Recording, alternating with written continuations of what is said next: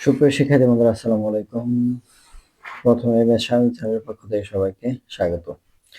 আজ পঞ্চম শ্রেণী 2026 সালের গণিত বইয়ের 27 এবং 28 পৃষ্ঠার সমাধান দেওয়া হবে। আশা করি ভালো লাগবে। এখন আমার চ্যানেলটি যারা সাবস্ক্রাইব করোনি, সাবস্ক্রাইব করে পাশে থেকো যেন প্রতিটি পৃষ্ঠার ভিডিও ব্যাখ্যা সহ পেতে পারো। তাহলে 27 পৃষ্ঠার প্রথমে একটা কাজ দিছে।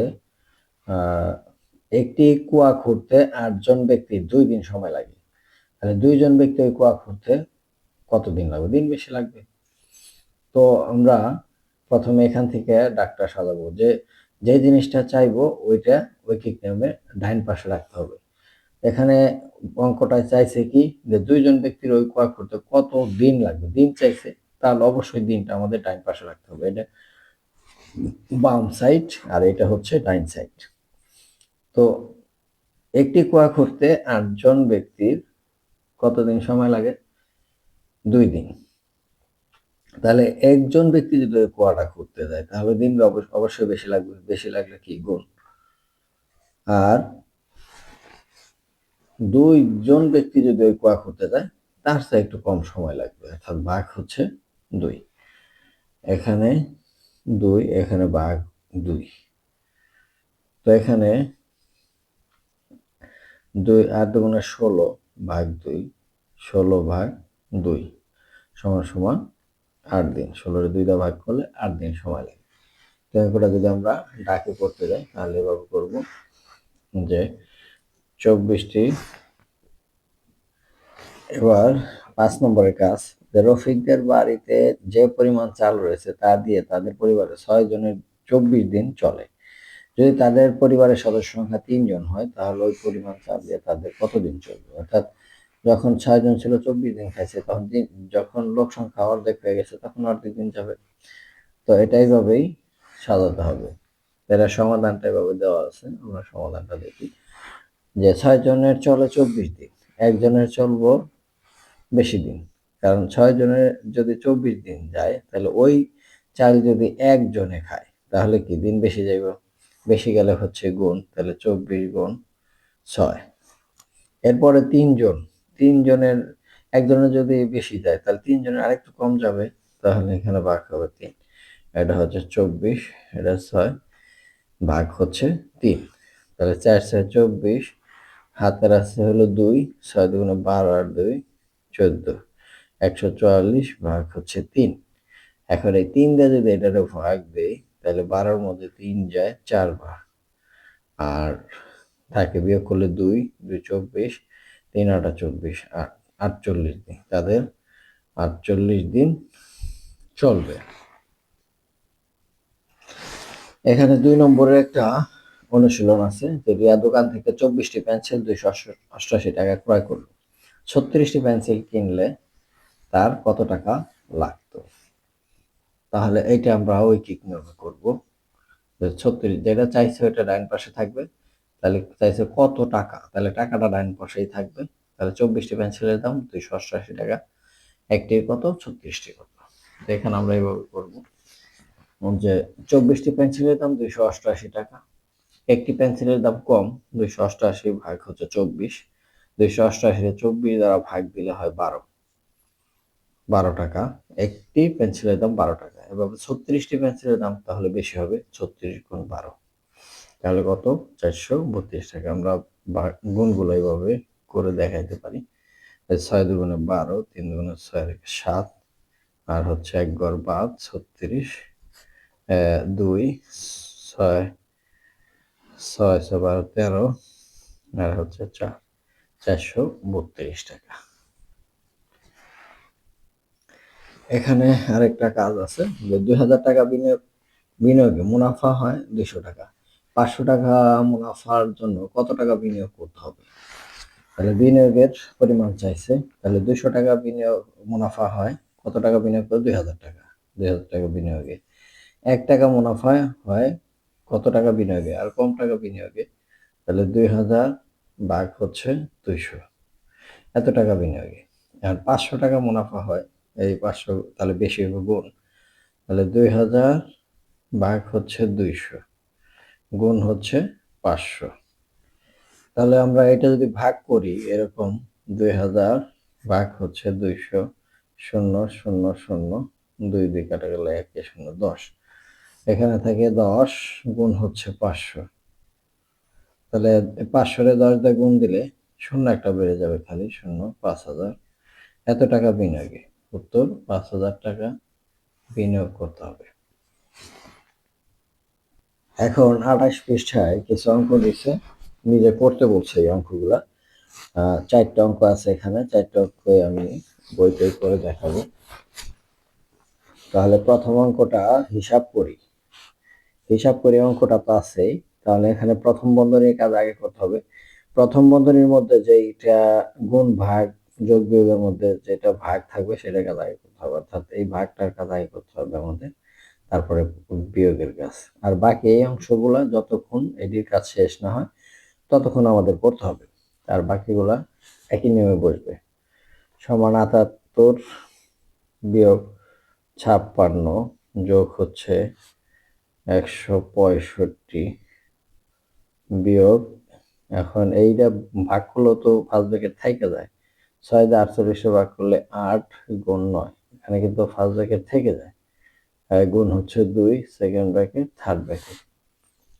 তো এখানে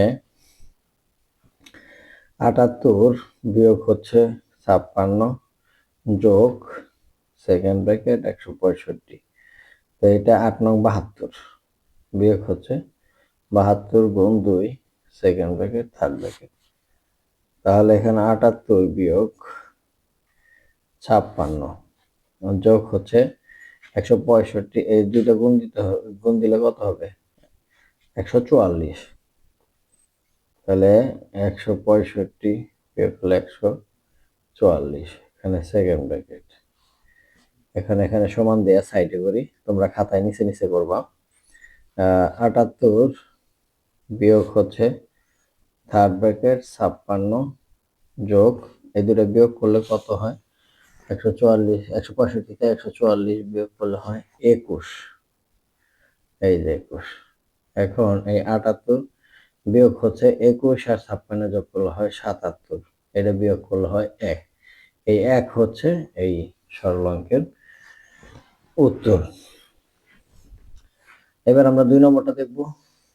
2 নম্বরের কাজটা হচ্ছে কি, 12টি কলমের দাম 180 টাকা হলে 25টি কলম কিনতে কত টাকার প্রয়োজন হবে? গাণিতিক বাক্য লিখি এবং সমাধান করি। এখন এটাকে গাণিতিক বাক্য লিখতে বলছে। তাহলে 12টি কলমের মূল্য হলো 180 টাকা। তাহলে একটি কলমের মূল্য বের করতে হবে।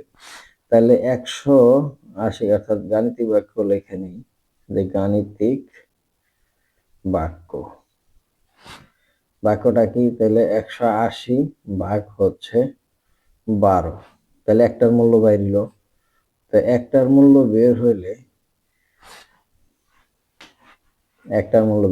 তাকে কত দ্বারা গুণ দিতে হবে? 25 দ্বারা গুণ দিতে হবে। এত, এখন এটা হচ্ছে গাণিতিক বাক্য। তাহলে আমাদের এটা 180 যদি 12 দিয়ে ভাগ দেই হয় হচ্ছে 15, 15 গুণ 25 সমান হচ্ছে 15 আর 25 গুণ করলে 375 টাকা। এই অঙ্কটা যদি আমরা হাতে কলমে করি তাহলে এরকম 12টি কলমের দাম 180 টাকা, একটির মূল্য কম 180 ভাগ 12 15 টাকা, আর 25টি কলমের মূল্য 25 গুণ 15 দুইটি 375 টাকা। তাহলে 25টি কলমের মূল্য 375 টাকা। আমরা এইভাবে ঠিক নিয়মে করতে পারি। এবার 3 নম্বরটা, রাজুর বাবা তাদের ডাব গাছ থেকে 25টি ডাব পেরে 60 টাকা দরে বিক্রয় করলেন। প্রাপ্ত টাকা অর্ধেক গরুর খাবার কেনার জন্য ব্যয় করলেন এবং অবশিষ্ট টাকা থেকে 150 টাকার সবজি কিনে আনেন। এখন তার কাছে কত টাকা অবশিষ্ট থাকলো? গাণিতিক বাক্য লিখি ও সমাধান করি। তাহলে গাণিতিক বাক্যটা কিরকম হবে? যে 25টি ডাব 60 টাকা দরে বিক্রি করছে, তাহলে আগে টোটাল মূল্য বের করি। তাহলে 25 গুণ 60, এটা হচ্ছে আমাদের টোটাল মূল্য। এর থেকে প্রাপ্ত টাকার অর্ধেক মানে 2 দিয়ে ভাগ করার পর যেই টাকাটা থাকলো অবশিষ্ট টাকা সেখান থেকে 150 টাকার সবজি কিনে আনবে, তাহলে 150 টাকা আবার এখান থেকে কি করতে হবে, বিয়োগ দিতে হবে। এই হচ্ছে গাণিতিক বাক্য। তাহলে এখানে আমরা লিখতাম যে অবশিষ্ট থাকে, বা গাণিতিক বাক্য লেখা নিল হয়তো। তো এখানে আমাদের প্রথমে কি করতে হবে, প্রথম বন্ধনীর কাজ 60 দ্বারা এটা গুণ দিতে হবে। আর 60 দ্বারা যদি এটা গুণ দেই 6 15 6 25 150, আর হচ্ছে একটা শূন্য, 1500 ভাগ হচ্ছে এই 2। এখন এই 2 দ্বারা এটা ভাগ দিতে হবে, বিয়োগ হচ্ছে 150। তাহলে এই 2 দ্বারা যদি 1500 ভাগ দেই তাহলে কত হয়, 750। 750 বিয়োগ হচ্ছে 150। তো 750 থেকে 150 গেলে থাকে 600 টাকা। অর্থাৎ রাজুর বাবা কাছে আর 600 টাকা অবশিষ্ট রইল। এখন 4 নম্বরে একটি অঙ্ক, যে যদি 8 কেজি আটার মূল্য 384 টাকা হয় তাহলে 4320 টাকা দিয়ে কত কেজি আটা কেনা যাবে। তো এইটা ঐকিক নিয়মে করব। এটা চাইছে হচ্ছে কত কেজি, তাহলে এই কেজিটা থাকবে ডান পাশে, তাহলে 384 টাকায় আটা পাওয়া যায় 8 কেজি। 1 টাকায় কত, এই যে 4320 টাকায় কত। তো 4 নম্বর অঙ্কটা আমরা এভাবে করবো, যে 384 টাকায় আটা কেনা যায় 8 কেজি, 1 টাকায় আটা কেনা যায় কম। তাহলে যদি কম হয় তাহলে এইটা উপরে, এটা তবে নিচে, এটা সবসময় মনে রাখতে হবে। আর যদি গুণ হয়, বেশি হয়, তাহলে এখানে যেই সংখ্যা দুইটার মধ্যে যেটা বড় থাকবে সেটা আগে লিখতে হবে, গুণ দিয়ে পরের ছোট সংখ্যাটা লিখতে হবে।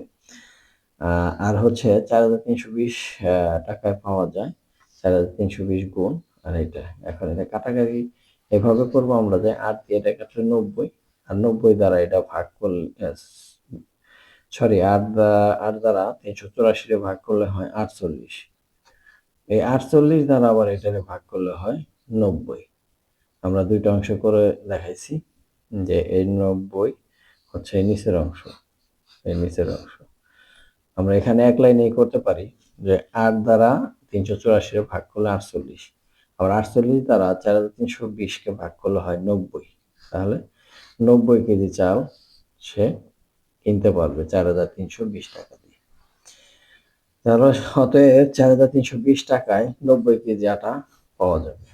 এই ছিল 28 পৃষ্ঠার সমাধান।